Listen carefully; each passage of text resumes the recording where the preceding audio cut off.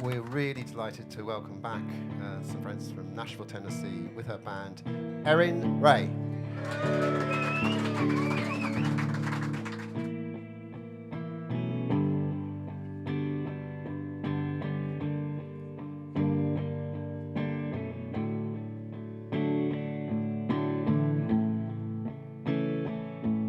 Let's talk until there's no hard feelings, and quit before they come to bite.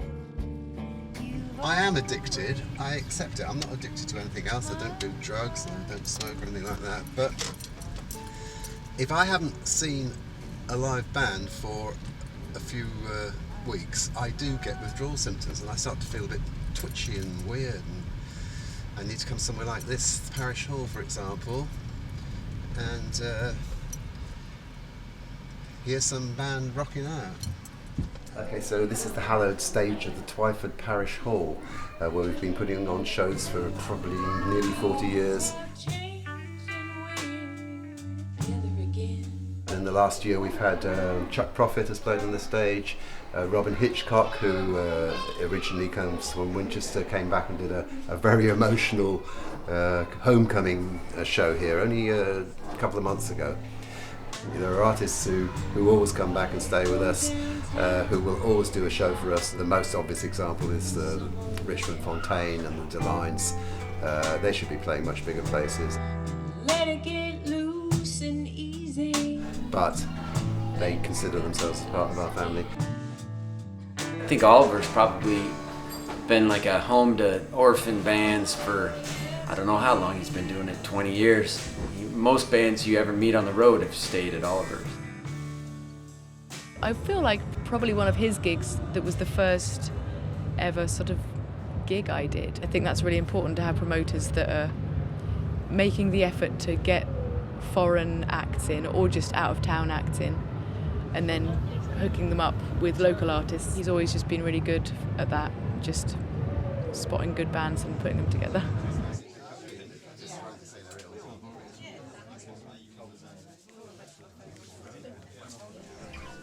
You guys ready?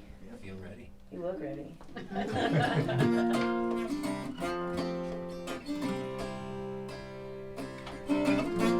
Okay. Anyway, if he hasn't got room in his roster, he will give you tips and names. Okay, cool. But Germany is the way you guys need to Yeah. be going, I'm sure. Yeah. I need a better booker all the way around. Sharp as a knife. I grew up tall and I grew up strong. I grew up just to prove them all wrong. If you're going to book somebody to play a music venue, you have to find the venue, you've got to pay for it, you've got to do all the advertising, and you probably need to get quite a lot of people in there because of all the overhead. If you just want somebody to come and play in your front room, which is what a house concert is, it actually works better from a financial basis.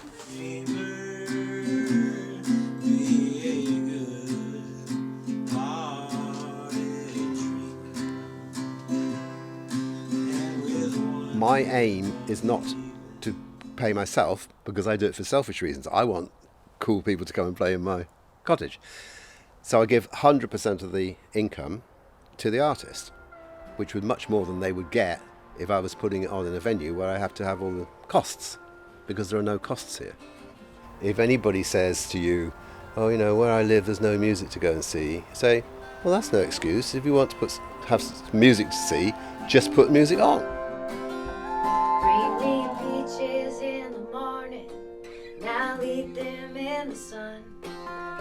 Make the best of what I have before this day's done. Things are pretty good right now, but they were better way back when. I would hate to be part of the music industry because it's just a nasty, hard-nosed, difficult, industry. We do it because we love the music.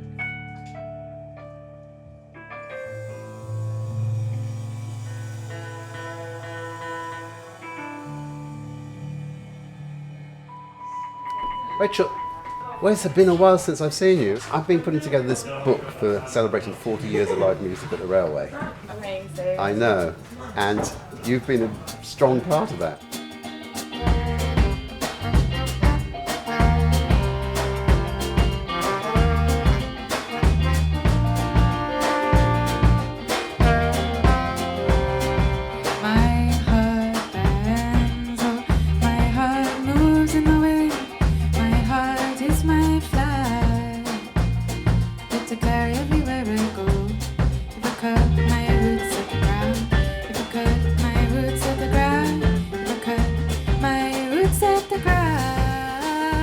Most of my memories are very much about the open mic night and the really, really solid, important friendships that I made through that. So Kate Stables, Rosie Plain and Sam Layden, who ran the open mic night. So that was a life-changing thing for me.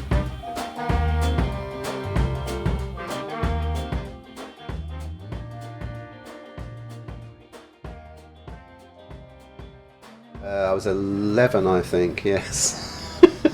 I made my own little newspaper for the village where I lived. I wrote the history of the Joiners' Arms in Southampton. If it's something you're particularly interested in and particularly supportive of, then researching its history takes on a whole new air of excitement.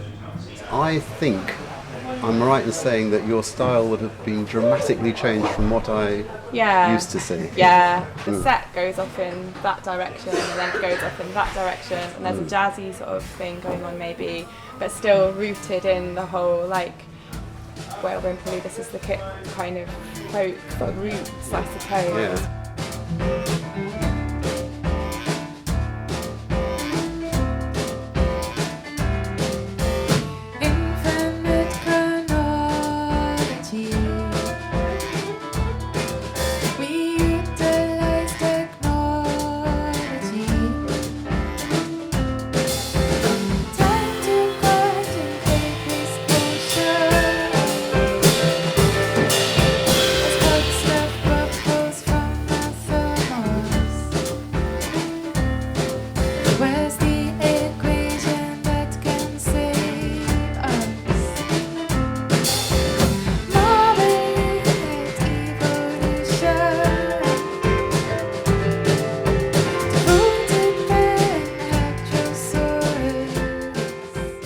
I'm almost like a groupie. I do get a massive buzz from being involved in the music industry. You get backstage passes and things, and you could hang out.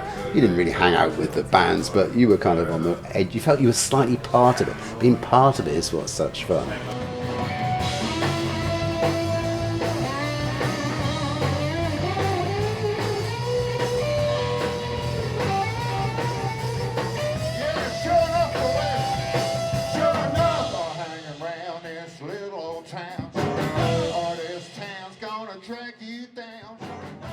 I've always liked loud rock music, basically, and it just gives me a buzz. You know, you get a kind of adrenaline rush. So that's why, you know, even when I'm not putting the show on in the local venues, I'll still be there listening to somebody else's show. I wrote a book about the Joiners' Arms in Southampton, which is one of the UK's premier small music venues, part of what they call the toilet circuit. People who've played there, you know, Coldplay, Primal Scream, Manic Street Preachers, Green Day, and goodness knows how many other people. Venues like that, and the railway, as we know, they operate on a very, very low budget and they have great difficulty surviving. Motivating people is incredibly difficult. Good things are on their way for you, and if I'm not And that's one of the main reasons live music is in its difficult situation, or at the grassroots level, is because people now have this gigantic choice of entertainment. good things are on their way for you. No matter what age people are, it's very tempting for them to stay at home and watch their devices. Take a picture, I can come and look at some time.